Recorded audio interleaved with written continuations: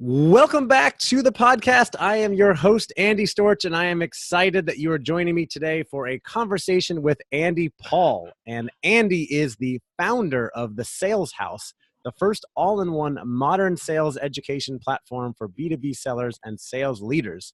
Andy created The Sales House to help B2B sales professionals educate themselves about how to successfully sell in today's complex and rapidly changing business environment. Andy is the author of 2 books on sales, Amp Up Your Sales and Zero Time Selling, and has been named one of the top 50 global sales experts to follow on LinkedIn. After a successful career in corporate sales, Andy founded his own company in 2000 and has since then helped companies and individual sellers around the world transform their sales results. Andy, welcome to the Talent Development Hot Seat. Andy, thank you very much. Yeah, great to have you on. And some of our listeners are used to me interviewing talent development practitioners, maybe wondering why I had you on here today. And the reason is, first of all, most organizations have a sales force that need learning, need development, need to find ways to get better. And I'm fortunate enough that you and I connected, and I know you have not only run a business doing this, helping companies educate their sales force and help them get better at what they do. But you have tons of followers on LinkedIn. I think 146,000 followers, something like that. Roughly, yes. A really popular podcast on the subject. So I know you're a big time influencer in this space and have a lot of experience here. So I thought it'd be great to get you to share some of your experience and expertise on the subject. Great. Look forward to it. Cool. Well, before we go into how to do things like create a learning environment for sales teams, which I think is so important, and building trust-based relationships with another area of expertise of yours, I know.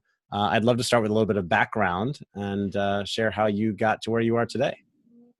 Okay. Well, it's a long journey, but I've been in sales my entire career. From the moment I left school, I'm sort of an accidental salesperson. I didn't graduate thinking this is what I was going to do, but graduate college, didn't have a job, spent the summer sort of looking at the career placement center, what was happening, and it seemed like a lot of jobs from big companies. And at that time, this is 4 decades ago, there were big companies like IBM and Burroughs, the one I worked for, Xerox, so on. They had these huge programs where they scooped up thousands of new grads every year and put them into these training programs, quote unquote training programs, really with the express purpose of weeding out 90% of them and hoping they get, the cream rising to the top that decide to stay and make a career out of sales with them. So that sort of was my indoctrination into sales, and great training. I was in the San Francisco Bay Area. I'm based out of Oakland, and I'd drive to a business park and park my car and go out and make cold calls, all day long. Training that you don't see much anymore. I mean, it's really different than having to make a cold call over the phone. You just have to put yourself in front of a person and knock on a door and talk to a receptionist and go from there. So invaluable. And then I worked my way from that. I joined Apple in 1981, tail end of 81. Worked there for a couple of years, in charge of small business marketing Apples to small business at a time when IBM PC had just come out, so we were sort of behind the 8 ball, so to speak. And I was sort of like in a software evangelist role. I was out trying to get developers to develop apps for the Apple II and Apple III for small business applications, and migrate from there through some other startups in the Valley, primarily in telecommunications, wireless, and satellite communications, and did that till for several different startups. So I started my own company in 2000. That's great. I mean, a ton of experience widowed down in a couple minutes there. Working at Apple in 1981, I think it's interesting that you talked about being a sales evangelist to convince developers to work on the apps for the Apple IIe. And I don't think Apple has that issue anymore. I don't think they really need to do much work to persuade developers to work on apps for their iOS platform. No, there was. I don't want to say there was panic, but there was real concern once IBM introduced the PC. I think on one hand, Apple was smart enough, and everybody there was smart enough to know that this was going to be great for Apple because it was going to expand the market. It was legitimizing the personal computer, but business customers really, it wasn't high on their list to talk to Apple. And so this is sort of an interesting time I was there, because the Mac and a product that saw the light of day for just a short period of time called the Lisa, sort of precursor to the Mac, if you will. We're just sort of coming to the fore, just being developed, and we were doing a lot of sneak peeks with corporate customers, and again, for the most part, distinctly unimpressed with what we had to offer at that point in time. Yeah. Wow. So, I mean, they still thought Apple wasn't going to survive. I mean, I remember sitting in a meeting with a guy who was head of IT. I'm not sure if you call it IT at that point in time, but a head of IT for one of the Standard Oil companies, Chevron, I think, and no, Standard Oil of Indiana, whatever that was called, and we're giving the sneak peek of the Mac and so on, and he just thought we were too full of ourselves, that we thought it was cool, and he just made sure we understood. He says, my annual purchase budget is twice your annual revenues. Just won't let that out. It's like, just to let you know. Just to let you know. Okay, great. Thank you. You're like, great, let's do business together then. You could help us Yeah. increase our revenue by spending some of that money with us. No, it was the farthest thing from his mind. So yeah. They didn't think Apple was going to survive, but Apple seemed to, and it almost didn't a couple times, but almost didn't a couple times, right? So, Steve Jobs, but at that time, that was a huge. Yeah, I mean, at that time, that was a huge growth time, though, because again, the IBM, like I said, sort of legitimized the PC, and Apple sales volumes just went through the roof. Once they figured out how to package and bundle systems together, it really took off. Yeah. Well, sometimes in business you need that, right? You need a competitor or someone else to legitimize it, and it's going to bring you up as well, because people look for different. It absolutely did. Solutions. So I wanted to ask you about, and I think this is related to people that are in talent development, especially who are involved in talent acquisition, assessment, putting people in the right positions. I saw in your bio somewhere that you said you almost didn't even get into sales because the person who hired you didn't think you were salesy enough or the right sales material. Yeah. The first company I worked for, that's our first training class. I'd been in the company. This was Burroughs, and the Burroughs had the second largest computer company in the world at that point, and they had training centers, 2 or 3 different corporate training centers across the country. And once you'd been on board for a couple of weeks, they sent you to your first sales training class for 2 weeks. And you watched all these excruciatingly painful videos about sales technique and so on, a lot of role play. And then they send you home with an evaluation. And for some people, that evaluation was the end of the road. And my manager, the guy who ran actually my boss's boss, who ran the branch office. I handed him my evaluation, and he called me into his office, and he was looking at it. He said, "So how do you think you did?" I said, "Well, I thought I did okay." He goes, "Oh, that's interesting. They said we should fire you." They said, you're too analytical. You're never going to make a good salesperson." And I was crestfallen. First of all, I was like, really? And then naturally, like a young person, my first thought was, what am I going to tell my parents? And then he said, just get out of here, go sell something. So he wasn't concerned about it. But at that time, if you're going to be a salesperson, it was the worst of every stereotype that we think about salespeople is fundamentally what you're being trained to be. Yeah. And it was, it just wasn't who I was. And so they thought there's sort of one mold everybody had to fit into, and clearly that wasn't the case. So as you have built, I imagine you've built some sales organizations within companies and your own. Have you kind of kept that in mind? How do you go about hiring the right salespeople? Because it sounds like you're not going on this gut feel of what the prototypical salesperson looks like.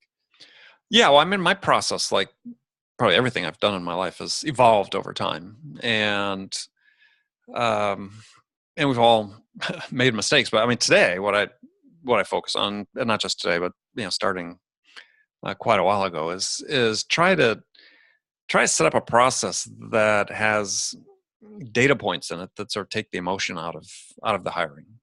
And because if you look at hiring, it's similar to making a decision to buy something, and the science is incontrovertible about this. Is our decision making is driven by emotion first and foremost.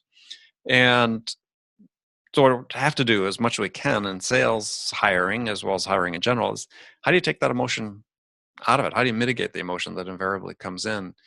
And so for me, what I try to do is insert sort of objective data points along the way. Remove some of the subjectivity about it, and that could be something as simple as, hey, I'm gonna do personality assessments, right? It's a data point. I'm not gonna rely on this, but it's a data point. I want somebody to sort of score within a certain range. We do testing, so if there's certain skills that somebody needs to have in the job, is test the skills. Can they actually do what they claim they do in that regard? And maybe even more importantly is will they accept coaching? So will they accept the feedback and integrate that into what they're doing? So that gives you a data point. You had one client I worked for who was a very successful serial entrepreneur. I was helping on his third company, and for him, he didn't care how long someone had been out of college when they hired him. His first screen was always their GPA in college. Now, again, there's been science showing that GPA is not the end all be all when it comes to, but for him, it worked. And you always had companies that are fairly technical in nature, and salespeople need to be fairly technical, and that was his thing. So that was a data point for him. It took the emotion out of it. His business partner had his own metric, which was, he'd count the number of errors on a resume. If there was more than, I forget what it was, 5 or something, he disqualified the person. So but it was useful for them because there was a mechanism for them to say, look, I'm just not going to fall in love with this person based on qualifications or what they say they can do. Is I've got some objective metric. So what I recommend people do is create a little scorecard with a certain number of attributes that you're going to have a score maybe from 0 to 5 or 1 to 5 on, and use that as a way again to sort of mitigate the impact of emotion. And that includes scoring the interview, because increasingly you see companies now, sort of the state of the art is for interviewing is they'll bring a candidate in and say they're doing a group interview with 4 or 5 people are going to interview that person one day, is they all ask the same questions in the same order. They don't let people don't freelance with questions, because again, you now have a chance to get 5 people together and say, okay, well, let's compare how this person answered this question. And they put some real thought into the questions that maybe not just about job, but some questions that reveal something about character or values of the person. And you'll still have somebody that will do a deep dive interview and go through the resume in detail and so on. But that's another way of, as I said, trying to make this a more objective process. And it seems to work for those organizations that do it. So I've got clients that do something similar as well. So it's this whole idea of how emotion plays a role is really important. People need to pay attention to it. There's an article about a research that was done by a professor at Yale that was published a couple of years ago in the New York Times, that basically the study that showed that interviews were a really bad predictor of ultimate performance on the job. And what they did is ran a test group, whereas some candidates were interviewing for this one job that actually did an interview, went through a typical interview process, and other candidates were chosen purely on the basis of their GPA. And they found that people chosen purely on the basis of GPA, that turned out to be a more reliable indicator, predictor of success than the interviews. Wow. Interesting. I'm sure some people would may strongly disagree with that method and say that, that doesn't work. But I mean, if you've got the data, the study to show, maybe it's the way to go. Well, they were not recommending you do that. What they were sort of saying is this idea about standardizing interview questions, and this is a much more methodical and again, objective way to be able to evaluate sort of subjective answers, right? But if you have 4 people, 5 people sort of that have scored the answers and then can sit and talk and say, okay, we asked this question about, something significant and handed, challenge they had in their life and how they handled it, then you get a chance to say, okay, well, were they consistent in how they answered it? Did it reflect, the way the person really is, or they change when they talk to here? And you get rid of this sort of the freelancing, as everybody thinks they got their best favorite question to ask somebody, which most times are just meaningless, tell me about your strengths and weaknesses type things. Yeah. And that whole human element gets in the way sometimes. It's almost like I'm thinking that at least my preference when it comes to investing, it's better to just rely on computers than, human stock traders, whatever. They rarely outperform the market, right? Because Well, they almost never do, right? they never really do. Yeah. Right? So, and that's fintech companies are, making bank on that. Yep, absolutely. So I want to pivot and talk a little bit about what you do. You mentioned clients. So I want to ask you about what your company does today, and then a little bit more about your perspective on really creating that learning culture, especially with our Sure. sales organization. So what does your company do today, Andy? Well, we've really transitioned. So went from being sort of traditional sales consulting, mentoring, coaching of senior executives in mostly in entrepreneurial companies that are looking to grow their sales organizations, to really this whole idea about educating salespeople, and came to this by way of of the work that I've done, is seeing that, excuse me, that we've reached sort of this point where we've got all this technology coming into sales and all these new tools and automation, and yet our productivity and our performance as a profession hasn't gone up at all. It hasn't benefited from the use of this technology. Could be we just don't know how to use it yet. But I think part of what is that people are looking for ways to sort of take the human out of the equation. And I think they've done that in part because they haven't been educated about how to connect with a person, how to engage their interest, how to build trust, how to inspire them to take action. We've got this whole generation of people in sales that haven't been taught that, and it doesn't come up in sales training, because training is these days is more and more is migrated to being about a process, being about a methodology, and really about compliance, if you will. And we've sort of lost this idea, I think, that part of what we're trying to do as organizations is give our people the tools and the freedom to become the best version of themselves possible. To me, it's we're really doing this huge disservices to sort of put out there that there are these idealized top performers, A players, the mythical A players that everybody talks about, and say that everybody can be just like them if they work hard enough, if they try hard enough. And it just doesn't work that way. And I was really fortunate in my career to be given sort of the leeway and the latitude by my bosses to find what worked for me, right? And to really become the best version of me possible, to learn continuously, to read, to go to seminars. At that time, we were listening to a lot of audio tapes in our cars, cassette tapes. But we were really encouraged to do this and to really explore and test things. Much less so today, and I've just really felt like there's a huge need to say, okay, we need to take a step back. We need to start educating sales professionals about the fundamentals of how you build a relationship with another person. Because I believe firmly that in the future, as we have more automation coming into workspace, is this ability to form a relationship, to connect with another person, to collaborate with this person, actually become a much more valuable skill, and more highly valued skill than it even is today. But we don't have a mechanism for the most part to teach people to do that. So I started the Sales House really with this mission in mind, is to be this resource that salespeople who are curious and committed to self-improvement and continuous learning can come and learn not only about the human aspects and relationship aspects of sales, but virtually any aspect of sales that they want. We've got hundreds of hours of content already, and we're adding more all the time. And we do live sessions every week. It's not training. It's come get just 1% smarter every day. I like that a lot. And I saw something on your LinkedIn profile that I also heard in a presentation at the Chief Learning Officer conference I went to recently, that I think is training is for dogs, right? What we do to dogs, right? But people want to learn or something. I forget what Well, the way I say it is, you train your pets, you educate people.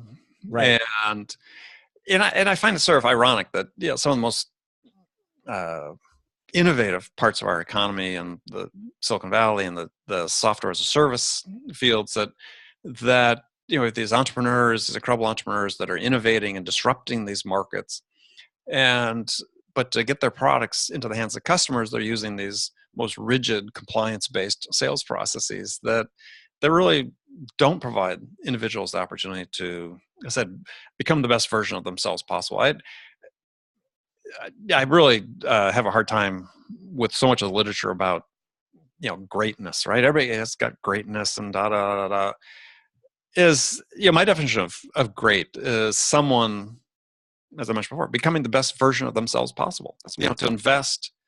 I can't be somebody else. I came to terms with this pretty early in my career. There were people that were going to be better than I was at certain aspects of sales or other parts of life. And, I didn't want to be them. I just wanted, how could I develop myself to be the best version of myself that I could be, to succeed within what I was trying to do. And I've had people join the sales house that talk about, we so tired. We go to our annual sales meeting and they trot out these 3 people who are supposedly, the top performers, and they say, be just like these people. And that's not going to happen.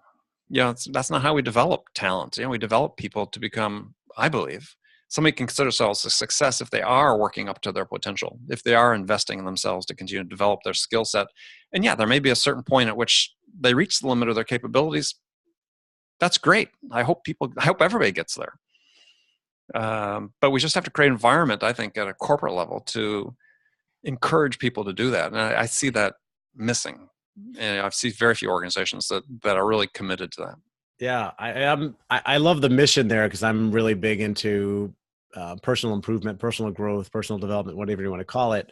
And one shift I've made, and I think this is important in sales as it is anywhere else, is to get away from comparing myself or comparing ourselves to other people and focus on what we can do to be the best versions of ourselves, like you said, be the best salesperson, be the best talent development professional, whatever it is, and learn from all those other people, take inspiration from those other people, but not try to be those people. Because first of all, there are things that they might be good at that you're probably not going to be good at, but you have things that you're good at that they won't be good at. And second of all, they probably have things going on in their life that you don't want a part of, right? I mean, that top salesperson might be there because they traveled every single day the entire year, and maybe you have young kids and you don't want to be on the road nonstop like they were, right? So it's like, let them have the most sales. I just want to be comfortable and be home with my family.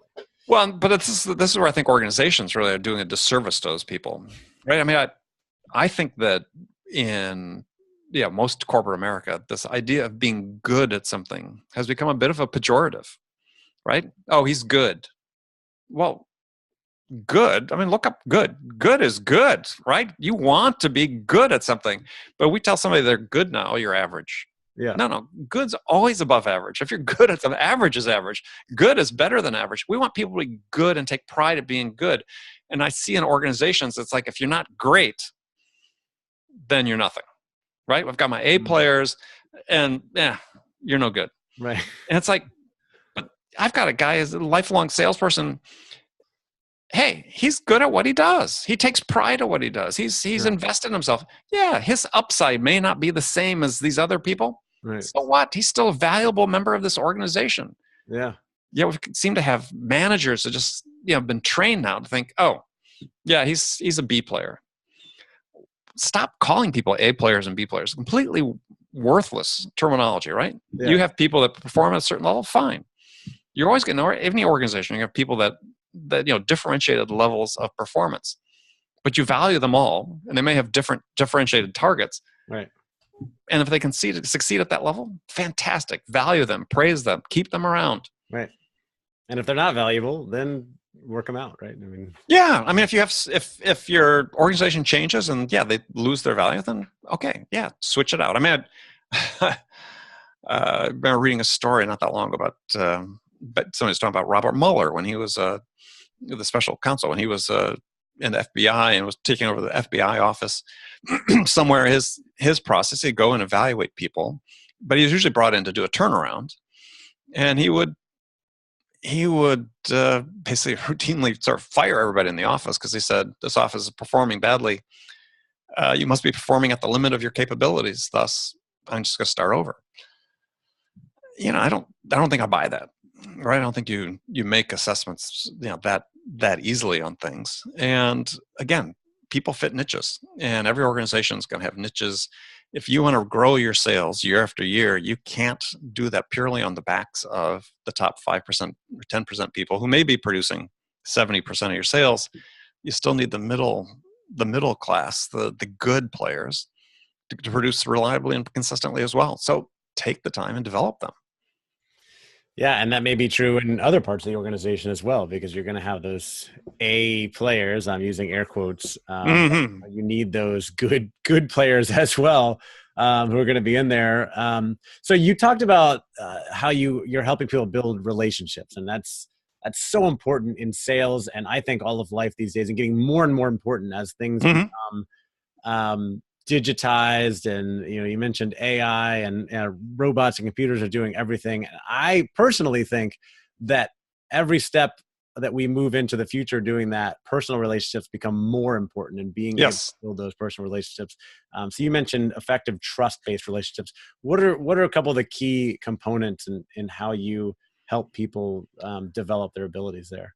Well, I have developed what I call a relationship operating system, and it's just 4 simple behaviors that people can master. I have a little acronym around it I've trademarked that's called BALD, B-A-L-D. And if you can master the 4 aspects of BALD, you can build a relationship in business, you can build a relationship in life. The fundamentals are the same. And so just through the acronym: B, be human; A, ask great questions; L, listen slowly; D, deliver value. Now, if you can do those 4 things, then you can build a relationship, you can connect with someone, you can engage their interests. That's the foundations for building trust. It's really simple. As I've spent more and more time in business and working with people, is it's what I find is we can get rid of the extraneous, more and more of the extraneous, and really just focus on what are the really essential things. So I've boiled that down, relationship building, to those 4 steps. And being human is just be focused, be engaged, be present. If you're talking to someone, in sales, it's gosh, you got salespeople making calls, through a dialer, let's say, and then they've got their cell phone on their desk, and if they get a push notification on their cell phone, they'll avert their gaze and they'll look at the phone. And I'll ask people, I said, raise your hand. If I was speaking to a group, raise your hand if you look at your cell phone, while you're on a phone with a call with a client.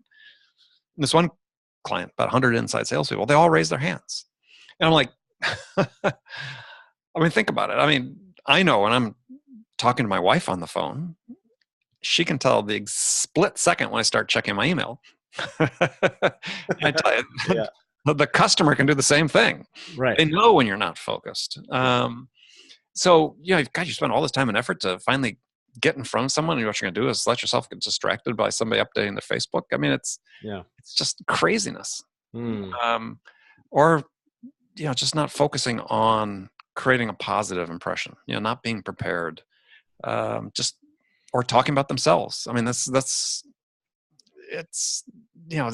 wouldn't do that. If you meet somebody in real life, not outside sales, let's say in a social setting, is your first instinct when you meet somebody is to just start going off talking about yourself? Pitch them. Yeah, exactly.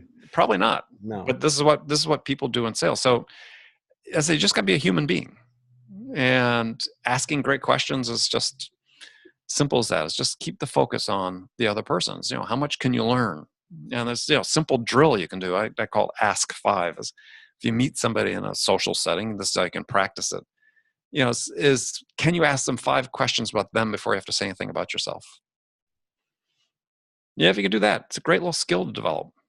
And so it means that you have to listen to the answer they're giving you. You have to think about a relevant question to ask next. It's engaging, and they'll answer. It opens the door to a further conversation. It's pretty simple. Listening slowly is just that. Is not thinking about what you're going to say in response, right? You're not thinking about what you're going to say, but you're actually listening to someone. This is a skill that's disappearing, right? Especially in sales, because we send out our salespeople with scripted questions they need to ask, and as a result, they don't listen to the answers to the questions they ask. Don't really listen. They might write down what the customer said, but they're already thinking about the next question they have to ask. You miss so much if you're not just taking the time. Take a beat. Take a deep breath. That's what I advise salespeople. A salesperson just asked me a couple of days ago, so, I've got this problem. I keep wanting to ask my next question. I said, just when you hear the answer, pause. You can close your eyes. Take a deep breath. Think about what they just said. And if you want to go to the next question on your list, fine, do that. But maybe there's another question you could ask instead. That's a great follow-up question that will further the conversation. Like, wow, that's interesting. Tell me more about that. And then you just have to be a source of value for people. And that's valuable in, like I said, in a social situation, a relationship with a spouse or a partner, or in sales. I'm just pausing here to really listen to what you have to say. But I love that. I have come to similar conclusions without the acronym, but as I've become known for networking and have given talks on this, and actually recorded an episode of this podcast, episode 21, a little while back, with my 10 tips for networking, well aligned with those. I mean, number one is, for me, always is be curious, ask questions. This is how you build relationships. Everyone, Dale Carnegie taught us that everyone's favorite subject is themselves, no matter who they are. Yep. And you want to start with asking them questions and getting to know them. And that helps you understand who they are and what they need and what they want. And really listen to that. And then you can start to find ways to add value for them. So I agree 100%. I think it's great. And then and that lends itself to building trust, you said, and building relationships. Yeah. I mean, trust is, again, I've reduced trust to an acronym. I think acronyms easy for people to remember. Yep. So there's really 4 pillars of trust. You can read lots of books about trust. They pretty much all come down on the same pillars. The acronym is MICE, M-I-C-E, trust the mice. And the M is for motivations. Are your motivations clear and transparent to the person you're dealing with? I is for integrity. Do you have integrity? And integrity in this case we're not talking about honesty, sort of the easy definition people have, but integrity in the sense is, do your actions align with your words? That's what integrity means. C is competence. Right? Can you do the thing that you say you can do? Can you demonstrate that? And E is execution. Can you live up to the commitments that you make? So that's trust. And so many fundamental behaviors we see in business that go directly against this in ways that people really don't even think about, because it becomes such commonplace. And a perfect example is in sales. We'll give a sales example. Is you've been building a relationship with a customer, and we're here to serve, we're here to help. And then you get to the last day of the month and your boss gets panicked about the order not coming in, and he goes, give them 5% if they'll close today. And so you go offer that customer 5% if they'll close today. And what you just told the customer is, we're not really here about serving. I'm here about getting your order. And no one even thinks about it. And it fundamentally changes the relationship you have from that point forward with your customer. They'll still buy from you. They'll take the 5% discount. But now they know exactly what you stand for. The blinders fly off. They no longer think you're there to help them. They know exactly this is a transactional relationship, and I'm not going to expect anything more. And you can give all the lip service you want, but you just showed your true colors by offering this discount just to close a deal a day early. So it's simple things we do like that are just ridiculous and self-defeating behaviors. Especially, again, these days we sell more and more products on subscription basis, and renewals and retention are so critical. That's a perfect example of behaviors that are self-defeating.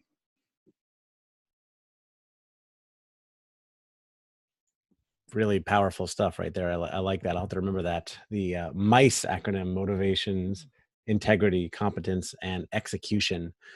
So all of these things are great things for salespeople to learn.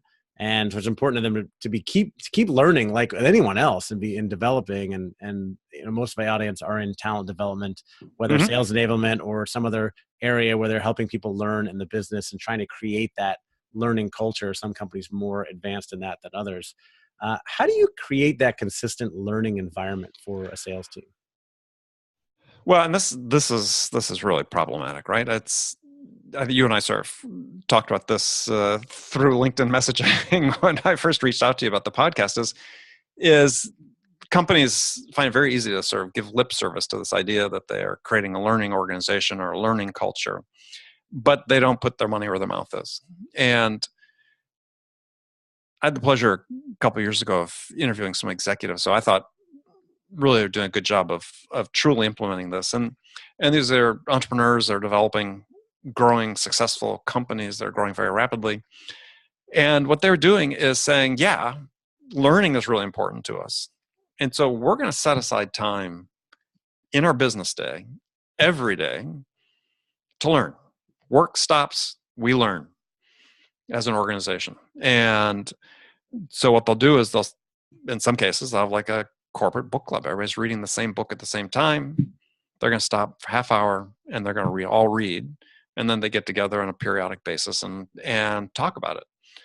And this one entrepreneur talking about doing that and runs, has all his departments. They're all reading the same books, business books, but not exclusively, mostly business books. Has seen his revenue rate shoot up, seen his employee retention rate shoot up. He's been able to promote people from within to senior positions, which he hadn't been doing before. I mean, there's just this cumulative impact of setting aside a time, demonstrating to the employees, A, this is really important to us, but then putting some substance behind it. And I think over the course of a year, they're reading, I forget how many books, 10, 12 books. And those are books no one was reading before. And so naturally, people are just that much smarter about business, about life, about their particular business than they were before. And so I've run similar programs with companies where I call it the 2010 program, where what I do is develop a custom curriculum of books, a reading list based on their particular needs. And we'll do 10 books that we'll read over a 12-month period. And we buy everybody that's participating in it a notebook as well. So the 2010 stands for, they're going to spend 30 minutes in the day reading. They're going to read for 20. They're going to journal for 10. They're going to reflect on what they just read. So this reflection thing is a huge learning tool. My wife's an academic and taught me about the importance of being able to do that in terms of integrating learning into practice. And so read 20, reflect 10. Then weekly in their sales meetings, they spend 15 minutes talking about what they read during the week, a key point. And I provide discussion guides for each of the books. And then monthly, I'll come on and lead a book discussion group. And through Zoom like this. It's just very powerful. People are learning things that they just on their own they may not have done. And they're integrating it, like I said, through the journaling. They're integrating it into practice as well under the guidance of their sales manager. It just works. And you get pushback all the time. People say, oh, we don't have time for that. Right? I don't have time. That's what I was going to ask you. What do you say to people who say, I don't have time for that, which is, I'm sure, the very common refrain. It is the first thing they say. And so in sales, at least, what I say is, okay, and I know this applies to other disciplines as well, is in sales, the research has been done for a long time, and it's pretty much been stuck, is that salespeople basically spend a third of their time actively selling.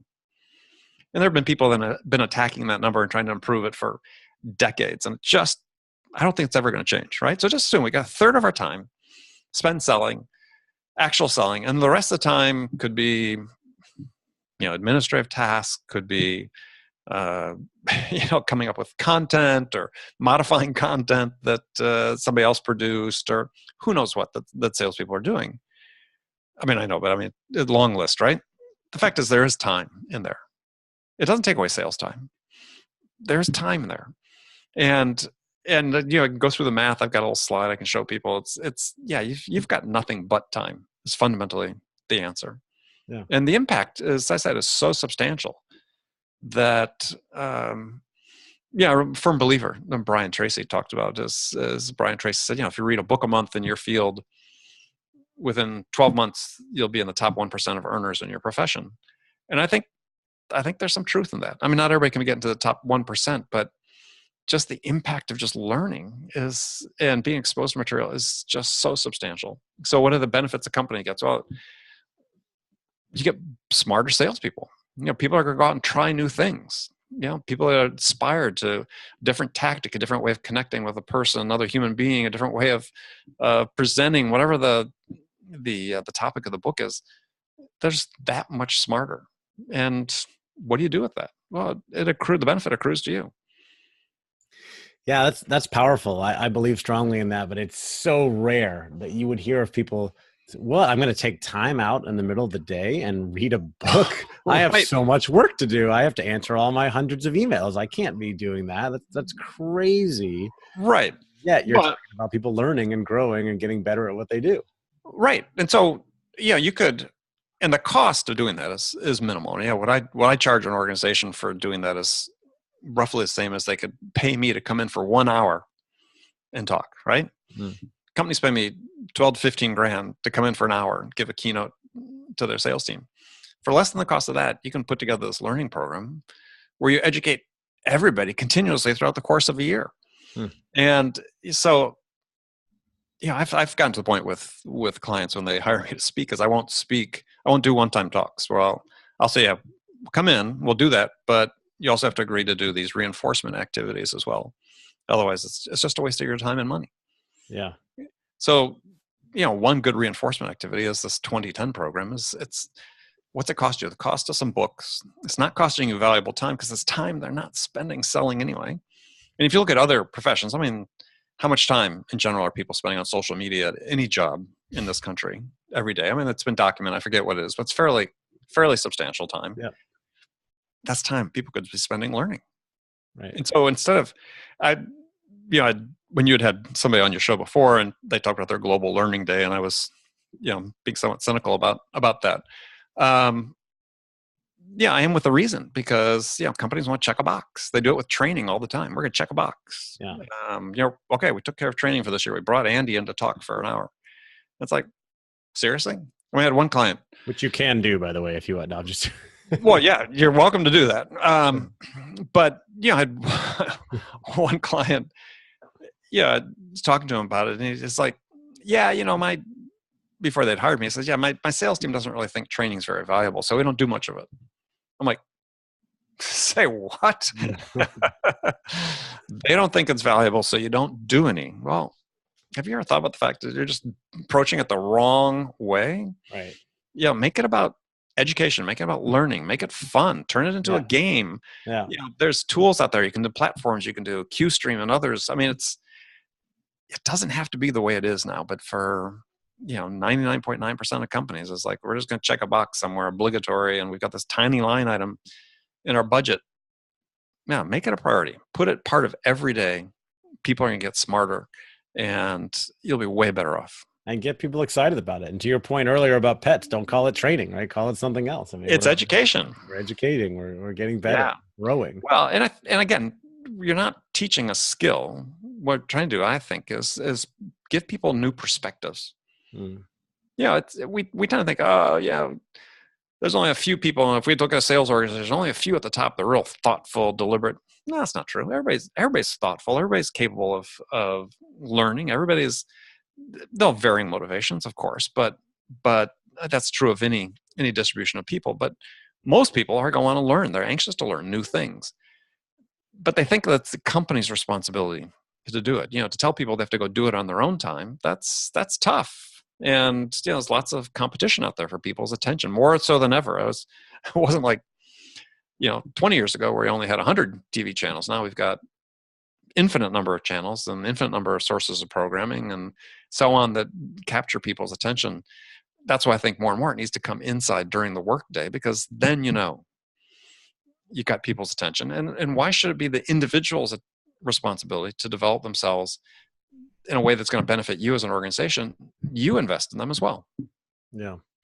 This is great. I mean, this is why I read. I dedicate time to reading every day, and taking notes as well, because I want to get better. I want some of that learning to stick. I mean, you mentioned the reading time and reflection time, which I think is so important. I mean, there are studies that show that by writing notes down, whether you're in a class or reading a book, your attention rate goes up from 20% to 50%. And then by, telling someone else and committing to it, could go up to 80%. Mm-hmm. So absolutely. It's important to do those things. So speaking of reading, yes, in the realm of training development, learning, or even leadership. Do you have a favorite book that you recommend in this area? It sounds like you're familiar with many if you're getting involved in recommending stuff to. Yeah, there's a lot. Well, a book I've really been enjoying, and I'm going through it for a second time. I've enjoyed it so much because there was so much there. Book called "Barking Up the Wrong Tree" by Eric Barker, and the subtitle is something along the lines of "Why everything you think you know about the science of success is wrong," and it's a fascinating book. I mean, it's well researched. He's talks to a lot of different people, cites a lot of different studies, but yeah, there are counterintuitive things in there that really designed to force you to think. And I'll give you just one example. One of my favorites in the book is he cites a study that I believe the researcher was from Harvard.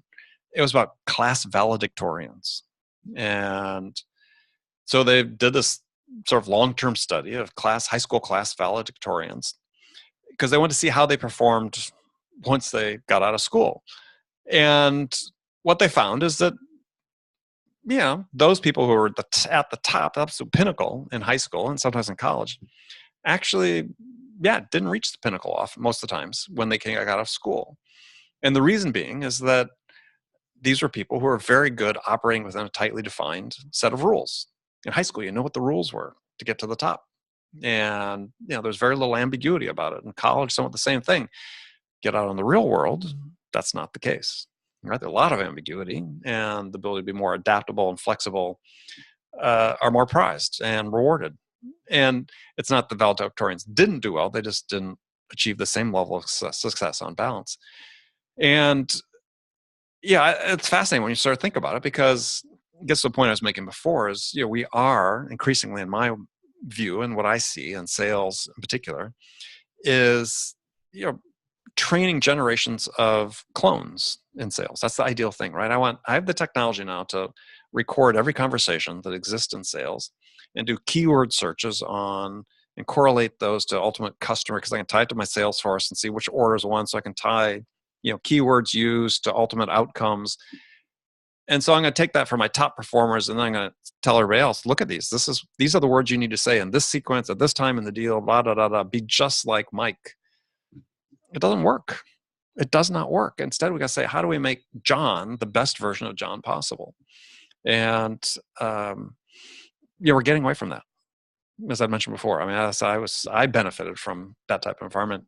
People today need to take risks at work, and this is the thing that petrifies people. When I tell people, break some rules, take some risks, they're afraid to. And we should be encouraging people to do that. I agree. Fosters innovation. I love it. To your point about the book, Barking Up the Wrong Tree, which the subtitle is The Surprising Science Behind Why Everything You Know About Success is Mostly Wrong. Mm-hmm. It makes me think of a very good friend of mine, Nick, who was valedictorian of his high school and went on to make many terrible financial mistakes, because as he tells it now, and now he has righted the ship and he helps other people, because none of that is taught in school. He was in the confined environment, like you said, but they don't teach anything about personal relationships or finances or things that could completely derail your life. These Mm-hmm. life skills that are not really taught in high school or even most colleges as well. And so just because you succeeded there doesn't mean you're necessarily going to succeed at life, especially in business. Yeah. Yeah. I mean, it's someone once asked me, what's sort of the most valuable skill someone could develop? And along with this ability to build relationships, my answer is the tolerance of ambiguity. The greater your tolerance of ambiguity, I believe the more successful you'll be in life, because if you don't have that, you're sort of going to try to stay in your comfort zones. And if you don't venture outside your comfort zones, then your chance of living up to your potential and becoming the best version of yourself possible are greatly reduced. And I was just writing about this earlier today. It'll come out tomorrow on my email to my community. Is you need to put yourself in positions where you're scared. If you really want to be serious about learning, is then put yourself in positions where you don't know what the outcome is going to be, where you are going to be challenged and forced out of your comfort zone. and the odds of you coming out successfully at the other end are going to go up.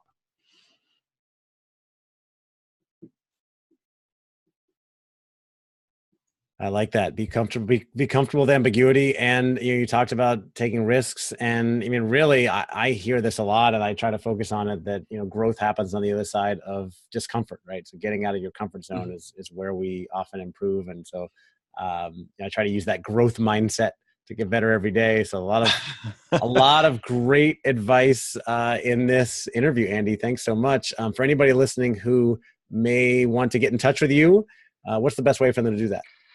Well, you can follow me on LinkedIn.